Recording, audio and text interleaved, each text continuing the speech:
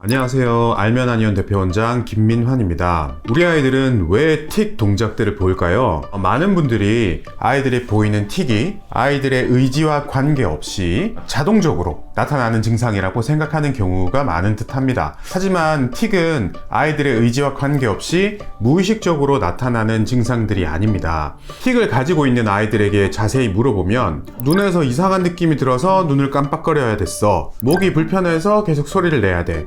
이런 이야기를 많이 합니다. 즉 본인의 의지와 관계없이 자동적으로 몸이 움직이는 게 아니라고 표현을 많이 하죠. 틱은 틱 동작이 나타나기 전에 그 부위에 무언가 이상한 느낌, 불편한 느낌, 아픈 느낌, 이런 느낌이 먼저 선행이 됩니다. 그리고 특정 틱 동작을 하면 그런 느낌이 사라지기 때문에 반복적으로 틱 동작을 할 수밖에 없는 거죠. 그래서 틱 동작 이전에 나타나는 이런 이상한 감각들을 전조 충동, 운동 틱, 음성 틱 이전에 생기는 틱 반응이라고 해서 감각 틱이라고 이야기하기도 합니다. 이런 전조 충동 감각 틱은 비유하자면 눈을 깜빡거리지 않고 계속 뜨고 있는 것과 비슷한 느낌입니다. 눈을 뜨고 있으면 처음 몇 초 동안은 문제없이 참을 수가 있죠. 하지만 시간이 지나면 점점점 따가워져서 결국은 깜빡거릴 수밖에 없게 되죠. 그래서 틱을 가진 아이들은 엄마가 혼을 내고 지적을 하면 한동안 틱을 참을 수는 있습니다. 하지만 시간이 지나면 참지 못하고 특정 동작을 계속 반복할 수밖에 없는 것이죠. 이렇게 틱이 본인의 의지와 상관없이 자동으로 나타나는 증상이 아니라는 것에 대한 증거는 여러 가지가 있습니다. 첫 번째로 복합 음성 틱이 나타난다라는 것이 그 증거입니다. 복합 음성 틱은 이렇게 소리만 내는 틱과 다르게 문장을 반복하거나 특정 문단, 특정 단어를 반복하는 틱입니다. 나는 가만히 있는데 자동적으로 혀나 입이 움직여서, 성대가 움직여서 특정 단어를 소리를 낸다라는 건 거의 불가능에 가깝습니다. 두 번째로 틱 증상이 생기기 전에 여러 감각 이상이 발생한다는 연구 결과들도 있습니다. 한 연구를 먼저 살펴보겠습니다. 이 실험은 뚜렛 환자가 틱 증상을 보이기 직전에 그리고 보이고 나서의 뇌 변화를 찍은 fMRI 사진입니다. fMRI는 특정 상황에서 뇌의 어느 부위가 활성화되는지를 보는 검사입니다. 이 그림에서 보실 수 있듯이 틱 증상이 나타나기 직전에 뇌의 특정 부위가 활성화가 되는데 틱 동작을 하고 나서는 그 부위의 활성화가 줄어드는 것을 알 수 있습니다. 그런데 틱 동작 이전에 활성화되는 이 부위들은 감각을 느끼는 부위입니다. 그래서 이 부위가 활성화된다는 것은 우리가 가려움증을 느끼는 것, 통증을 느끼는 것과 유사한 반응이 나타난다라고 이해할 수 있습니다. 그런데 틱 동작을 하고 나면 이런 부위의 활성이 줄어든다는 것은 이런 이상한 느낌이 사라진다는 것을 의미하죠. 그래서 틱이 나타나기 전에 이상한 불쾌한 느낌이 먼저 선행이 되고 그것을 없애기 위해서 틱 동작을 한다는 게 증명이 됐다고 볼 수 있습니다. 조금 자란 아이들 같은 경우에는 이런 부분을 자세히 물어보면 분명히 대답을 합니다. 그런데 간혹 어린애들 중에는 이런 느낌을 명확하게 설명하지 못하는 아이들도 있습니다. 또 간혹 아이들에 따라서는 틱을 하면 내가 나쁜 아이일까봐, 내가 나쁜 아이라고 혼날까봐 자기도 모르게 자동으로 한다 라고 이야기를 하는 경우도 있습니다. 그렇지만 분명한 것은 이런 이상 감각을 느끼지 못한다면 아이들은 틱 행동을 하지 않을 수 있습니다. 틱은 몇 가지 종류로 구분을 합니다. 운동 틱, 음성 틱으로 구분을 하기도 하고요. 단순 틱과 복합 틱으로 구분을 하기도 합니다. 그런데 사실 이런 구분은 아이를 관리할 때 크게 유의미한 구분은 아닙니다. 음성 틱과 운동 틱을 따로따로 구분해서 치료하는 것도 아니고요. 단순 틱과 복합 틱을 나눠서 치료하는 것도 아닙니다. 물론 복합 틱을 가진 아이는 강박 성향이 겹쳐 있는 경우가 많지만 모든 복합 틱을 가진 아이들이 강박 성향 때문에 복합 틱이 나타나는 것은 아닙니다. 그래서 이런 구분은 크게 의미가 없고요. 중요한 것은 우리 아이가 틱을 보이는 원인이 무엇인가를 찾는 것입니다. 아까 말씀드린 이상한 감각을 느끼는 것이 왜 생기느냐를 찾는 것이 중요하겠죠. 그런데 이런 원인들을 분석하다 보면 그 원인을 크게 두 가지로 나눌 수 있다고 생각합니다. 첫 번째 유형은 뇌 신경의 미성숙이 원인이 되는 유형들입니다. 이런 아이들은 별 다른 이유 없이 틱 증상이 시작되는 경우가 많습니다. 스트레스가 많이 있는 것도 아니고 뭔가 충격적인 사건이 있었던 것도 아닌데 어느 순간 갑자기 틱을 보이는 아이들이 많습니다. 그리고 이런 아이들이 보이는 틱은 가벼운 틱인 경우가 많습니다. 단순 틱만 보이는 경우도 있고, 복합틱이라고 해도 그렇게 심각하지는 않은 그런 틱을 보이는 경우가 많죠. 이런 아이들은 자라면서 자연스럽게 틱이 없어지는 경우들이 많습니다.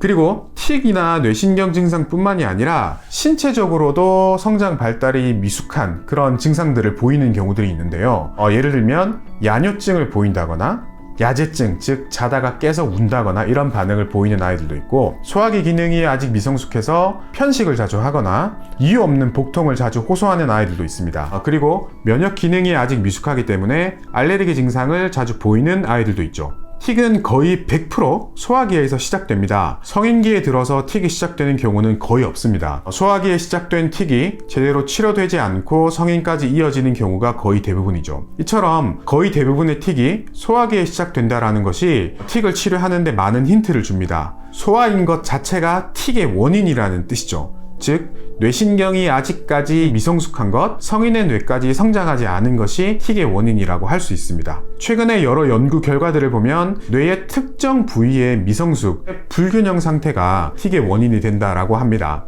뇌의 감각 피질과 선조체, 시상, 그리고 다시 피질로 연결되는 CSTC, 회로의 미성숙, 불균형이 틱의 원인이 된다라고 이야기를 많이 하죠. 물론 이런 뇌의 어떤 영역에 문제가 생기고 정확하게 어디에 문제가 있는지를 이해하실 필요는 없습니다. 연구자들이 제대로 이해할 몫이죠. 우리 부모님들께서는 단지 아이들의 뇌가 아직까지 완전하게 성장하지 못한 것, 아직 불균형 상태인 것, 이런 것이 틱의 원인이구나. 그렇기 때문에 우리 아이는 자라면서 뇌 기능이 완성이 되고 균형이 잡히면 자연스럽게 사라질 수 있는 틱이구나 라고 이해만 하셔도 충분히 훌륭하게 이해를 하시는 겁니다. 그 다음으로 두 번째 유형은 불안장애가 원인이 되는 유형들입니다. 이런 틱의 특징은 틱 증상 자체도 심한 경우가 많습니다. 틱이 오래 지속되는 경우도 있고 여러 가지 복합 틱이 동시에 나타나기도 합니다. 뚜렛 증후군이라고 진단받는 아이들도 많죠. 그리고 틱뿐만이 아니라 여러 다른 신경증이 동시에 나타나는 경우가 많습니다. 대표적으로 ADHD라든지 강박증, 불안장애, 이런 신경증들이 틱과 동시에 나타나는 아이들이 이런 유형에 속하는 아이들입니다. 스트레스가 틱의 원인이 된다, 아니다 말이 많습니다. 그런데 분명히 스트레스를 많이 받은 이후, 긴장하고 걱정한 이유, 그 이후에 틱이 시작되는 아이들도 있습니다. 이런 아이들은 앞서 말씀드린 뇌신경의 발달 미숙이 있지만 그것뿐만이 아니라 긴장 상황, 스트레스 상황이 틱의 유발 요인이 되는 아이들이죠. 먼저 ADHD는 틱을 가진 아이의 대략 60% 정도에서 동시에 나타나는 것으로 알려져 있습니다. 그리고 틱이 나타나기 대략 2년쯤 전에 ADHD 증상이 먼저 시작되는 것으로 알려져 있습니다. 그리고 강박증도 마찬가지죠. 강박증도 틱 아이의 대략 40% 정도에서 병발하는 것으로 알려져 있습니다. 불안장애도 같이 나타나기 쉬운 증상으로 잘 알려져 있죠. 이렇게 여러 가지 신경 증상들이 동시에 나타나는 이유는 무엇일까요? 이 여러 가지 질환들은 동일한 원인 때문에 발생하는 다른 질환이기 때문에 동시에 나타나는 경우가 많습니다. 즉, 뿌리는 같지만 나타나는 표현만 다른 그런 질환이라고 할 수 있습니다. 그리고 이 질환들은 모두 불안과 연관이 많이 있는 질환들입니다. 그렇기 때문에 뇌신경의 미성숙을 가진 아이들이 불안하고 초조하고 긴장을 많이 하는 것이 증상의 유발 요인이 되는 경우가 많죠. 감각이 예민하고 걱정이 많고 긴장을 잘 하는 아이들이죠. 가장 핵심적인 것은 너 때문에 그렇잖아, 남 탓을 많이 하는 아이들이라고 할 수 있습니다. 이처럼 두 유형이 서로 다르기 때문에 치료도 서로 달라야 합니다. 먼저 뇌신경 발달 미성숙이 원인이 되고 있는 아이들은 당연히 뇌신경 발달을 도와주는 것이 가장 중요한 치료입니다.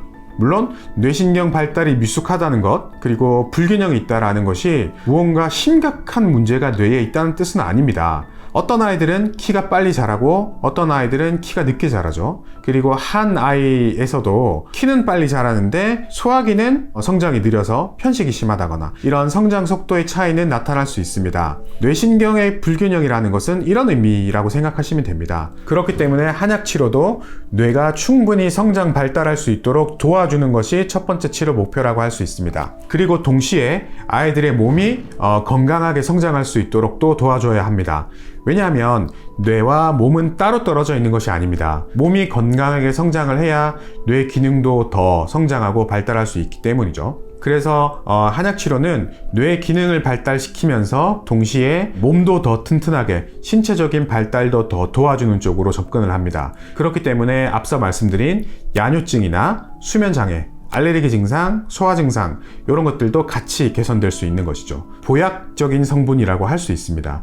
두 번째, 불안장애가 원인이 되는 아이들은 불안함을 조절해 주는 것이 가장 중요한 치료입니다. 긴장을 잘 하는 성향들, 불안해하는 성향을 조절해 줘야 되는 것이죠. 그리고 감각이 너무 예민해서 신체적으로도 예민하고 심리적으로도 예민한 것들도 조절해 줘야 됩니다. 물론 이런 아이들도 뇌신경 발달이 지연되고 있는 것들은 끼고 있습니다. 그래서 긴장된 상황, 예민한 성향을 줄이면서 뇌신경 발달도 당연히 도와줘야 합니다. 이런 식으로 불안도 치료하고 뇌신경 발달도 도와주게 되면 틱뿐만이 아니라 불안이 원인이 되는 불안장애, ADHD, 강박증도 같이 좋아질 수 있습니다. 그런데 한약으로 이런 불안장애를 치료할 때는 양방의 치료처럼 뇌신경에 직접적으로 작용하는 약을 쓰는 경우는 드뭅니다. 그렇기 때문에 뇌신경을 건드려서 생기는 부작용들은 최소화할 수 있다고 할 수 있죠.